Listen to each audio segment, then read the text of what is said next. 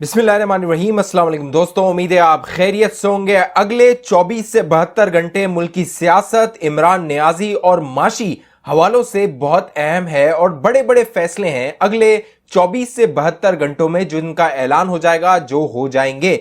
General Bajwa ने आखिर क्या फैसला किया इमरान नियाजी के हवाले से, क्या सख्त फैसला किया और नजम सेठी साहब ने अब क्या बड़ा इंकशाफ किया है, वो आप दोस्तों के सामने रखते हैं। और अब इमरान नियाजी ने खुद एतराफ किया है कि उसने नवाज शरीफ को जहर दिया था। फैसलाबाद जलसे में इमरान नियाजी ने क्या दावा किया, बल्कि क्या इंकशाफ किया, और अगर उस मामले की तहकीकात हो जाए तो इमरान नियाजी को कड़ी सजा हो सकती है। क्योंकि आपको याद होगा जब नवाज शरीफ साहब जेल में थे तो उनको दिल का दौरा पड़ा था और कहा यह गया था कि शायद उनके खाने में जहर मिलाया गया था। अब इमरान नियाजी ने कहा है कि उसको मालूम है कि खाने में जहर किस तरह मिलाया जाता है और उस जहर से कैसे हार्ट अटैक होता है। वो सारी तफसील आप दोस्तों के सामने रखते हैं। जो दोस्त पहली बार हमारे चैनल पे हैं और उन्होंने अब तक हमारा चैनल सब्सक्राइब नहीं किया, नीचे सब्सक्राइब है उसको दबाइए, साथ घंटी का निशान है उसको दबाइए ताकि आप दोस्त बाखबर रह सके। दोस्तों, मामला यह है कि पाकिस्तान के हर गुजरते दिन के साथ जो मामलात हैं, माशी मामलात हैं,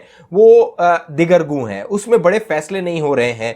चाहे डॉलर हो वो ऊपर जा रहा है, चाहे स्टॉक मार्केट हो वो नीचे आ रही है। और ये जो बड़े फैसले हैं वो अब करने के लिए अगले जो 24 से 72 घंटे हैं वो इंतहाई अहम है। नवाज शरीफ साहब ने, ये जो मुस्लिम लीग नून के अहम लोग थे, जो फैसला साज लोग थे, जो मुल्क के माशी फैसले कर रहे थे, उनको लंदन बुलाया था और लंदन में अहम मुलाकात हुई मुस्लिम लीग नून की। शहबाज शरीफ साहब ने तकरीबन 3 दिन वहां पे इजलास हुआ, वहां पे वो ठहरे, वहां पे बड़े बड़े फैसले किए गए। फिर अब जरा ये बताते हैं, नवाज शरीफ ने कॉल की जो अपोजिशन के रहनुमा हैं, जो जमातों के सरबराहान हैं, जिसमें आसिफ अली जरदारी हैं, मौलाना फजल रहमान है, अख्तर मेंगल है, अचकजई हैं और दीगर रहनुमा हैं, उन्हें उन्होंने कॉल की है और उन्होंने तमाम अहवाल जो फैसले नून लीग के हैं उनसे आगाह किया है जो लंदन में मुलाकात हुई थी। अब मामला यह है, अगले 24 से 72 घंटे में शहबाज शरीफ साहब कौम से खिताब करने वाले हैं। उससे पहले नेशनल सिक्योरिटी कमेटी का आला सतही इजलास होने वाला है। यह कमेटी इसलिए अहम है कि इस कमेटी में जो सर्विसेज चीफ होते हैं और आर्मी चीफ होते हैं वो इस मीटिंग में मौजूद होते हैं। क्योंकि अब जब इस्टेब्लिशमेंट ने यह फैसला किया कि वो न्यूट्रल है, तो वो जो न्यूट्रल जिसका वो साथ दे रहे थे इमरान नियाजी, उसने उधम मचाई हुई है। उसने जो है वो जलसे कर रहा है, मुल्क को डिस्टेबलाइज कर रहा है, गैर मुस्तहकम कर रहा है। लिहाजा अब मुतालबा यह किया जा रहा है कि ये जो सौगात इमरान नियाजी की सूरत में इस्टेब्लिशमेंट लेकर आई थी, जो अब जो मुल्क के माशी हालात हैं उस पर दंदना रहा है और प्रोपेगेंडा कर रहा है, तो उसको काबू किया जाए।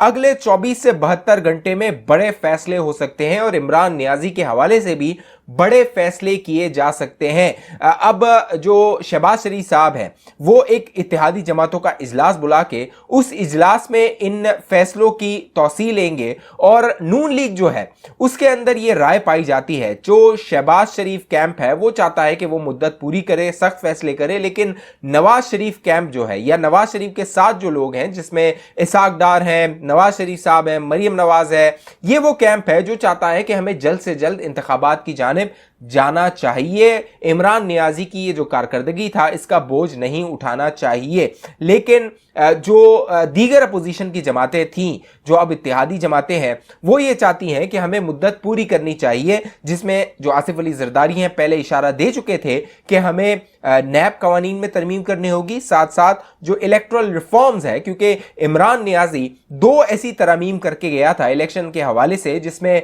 ईवीएम का इस्तेमाल था, इलेक्ट्रॉनिक वोटिंग मशीन, जो कि वो चाहता था कि उससे धांधली करके वो एक बार फिर कब्जा करे इक्तदार पे। एक था ओवरसीज पाकिस्तानी के हवाले से। तो अब जरा ये बताते हैं कि ये फैसला किया जा रहा है कि ओवरसीज पाकिस्तानियों को कौमी असेंबली में निशिस्तें दी जाएंगी, उनका जो वोट है उसको जो है वो, क्योंकि वो बाहर होते हैं, यहाँ पे वो उनकी निशिस्तें होंगी, वो आएंगे यहाँ पे नुमाइंदगी करेंगे और जिन जिन ममालिक में वो होते हैं वो यहाँ आके वहां पे जिस तरह पार्लियामेंट चलाई जाती है वो इस पार्लियामेंट के बैठ के उसको चलाने की कोशिश करेंगे, वहां पे अपना किरदार अदा करेंगे। तो ये वो सख्त फैसले हैं जो अगले 24 से 48 घंटों में होने वाले हैं। लेकिन जो बड़ा फैसला है वो फैसला है इमरान नियाजी को काबू करने का, क्योंकि एक झूठ का तूफान है जो इमरान नियाजी ने मचाया हुआ है। पहले ये एक अमेरिकी साजिश का झूठा बयानिया अवाम के सामने लेकर जा रहा था, लोगों को वर्गला रहा था।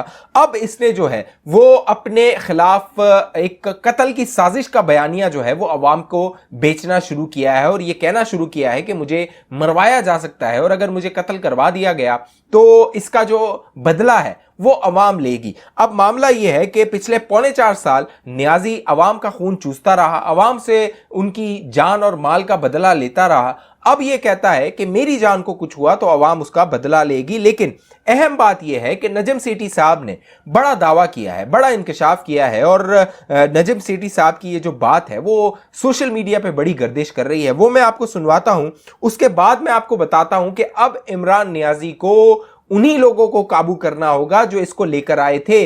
अगर आपने अगले 15 माह हुकूमत चलानी है तो इमरान नियाजी को काबू करना होगा, उसको पिंजरे में बंद करना होगा, उसके गले में पट्टा डालना होगा, उसको रस्सी से बांधना होगा, वरना फिर इलेक्शन करवाइए, जो जीतता है वो जीत जाए।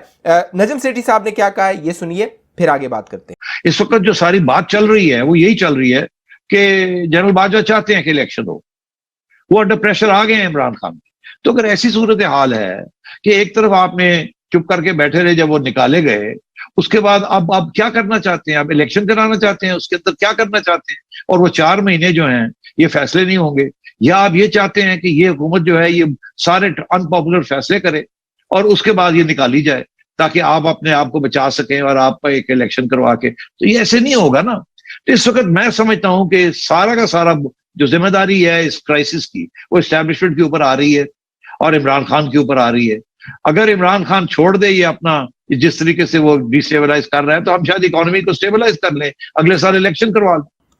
अब मामला यह है कि इमरान नियाजी ने, मैंने पहले कहा, जैसे उधम मचाई हुई है, जो इकोनॉमी है वो संभल नहीं रही है। जो ये 4.25 साल का मलबा ये 4 हफ्तों की हुकूमत पे डालने की कोशिश कर रहा है। कोशिश ये थी जो इत्तेहादी हुकूमत थी कि जो मुल्क की मईशत है उसको स्टेबलाइज किया जाएगा, उसको मुस्तहकम किया जाएगा और फिर जैसे 2013 में जब नून लीग की हुकूमत आई थी तो शुरू के जो दिन थे, शुरू के जो साल थे, दो साल थे कम से कम, उसमें मुल्क को स्टेबलाइज किया गया था, नॉर्मलाइज किया गया था। उसके बाद जो तरक्की का पहिया था वो चलना शुरू हुआ था, चाइना पाकिस्तान इकोनॉमिक कॉरिडोर आना शुरू हुआ था, चाइना के जो सदर थे उनका दौरा हो रहा था, वजीर आजम उनके आ रहे थे। तो ये जो माशी तरक्की थी उसने सर उठाना शुरू किया था। अब प्रोपेगेंडा ये किया जा रहा है, जो एस्टेब्लिशमेंट है वो कहती है हम न्यूट्रल हो गए हैं, पहले ये इमरान नियाजी का साथ देते रहे थे। अब जो सख्त फैसले करने हैं और बड़े फैसले करने हैं वो इन सियासतदानों पे छोड़ दिए गए हैं, क्योंकि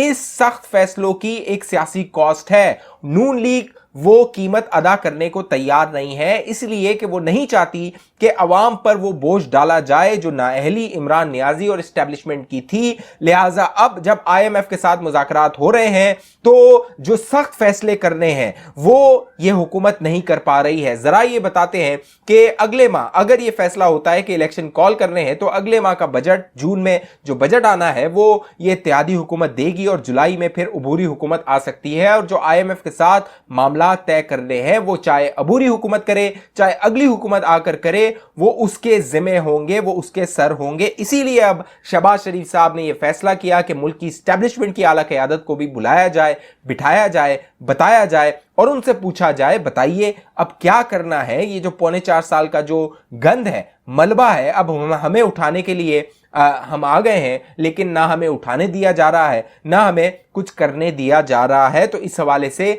सख्त फैसले होने हैं और इमरान नियाजी को काबू भी किया जाएगा, जो अब ये फौज के खिलाफ भौंकना शुरू हो गया है, बकवास करना शुरू हो गया है। एक और जो अहम बड़ी बात है, जहां इमरान नियाजी अपने कत्ल का बयानिया अब दे रहा है और कह रहा है कि मुझे मारने की साजिश हो रही है, वहीं अब फैसलाबाद के जलसे में इसने बड़ा दावा किया, बल्कि बड़ा इंकशाफ किया। जब नवाज शरीफ साहब जेल में थे तो उनकी तबीयत नासाज हुई थी, उन्हें हार्ट अटैक हुआ था और शुबा यह जाहिर किया गया था कि उन्हें कुछ जहर दिया गया है। अब इमरान नियाजी ने यह दावा किया, यह इंकशाफ किया जलसे में कि उसको मालूम है कि खाने में क्या मिलाया जाता है, कौन सा जहर मिलाया जाता है जिसके बाद इंसान को हार्ट अटैक हो जाता है। ये उसने उस तनाजुर में बात की जो FIA के अफिसर थे डॉक्टर रिजवान, उनका दिल का दौरा पड़ के वो हलाक हो गए थे, मारे गए थे। लेकिन इमरान नियाजी को मालूम है कि जहर कौन सा दिया जाता है, और यही चीज जो नवाज शरीफ साहब कैद में थे तो उनके साथ ये मामलात हुए थे। लिहाजा अब मरियम नवाज ने भी ये दावा किया है कि नवाज शरीफ साहब को इसी इमरान नियाजी ने जहर देने की कोशिश की थी, जेल में कोशिश की थी कि नवाज शरीफ साहब की जान ले ली जाए। लेकिन नवाज शरीफ साहब जो है वो अल्लाह ने उनकी ज़िंदगी रखी थी, वो अब खैर वाफियत से हैं, वो लंदन में है, उनका इलाज हो रहा है, मुल्क वापस वो आएंगे। लेकिन इमरान नियाजी के इस दावे के बाद उसे फिलफौर गिरफ्तार होके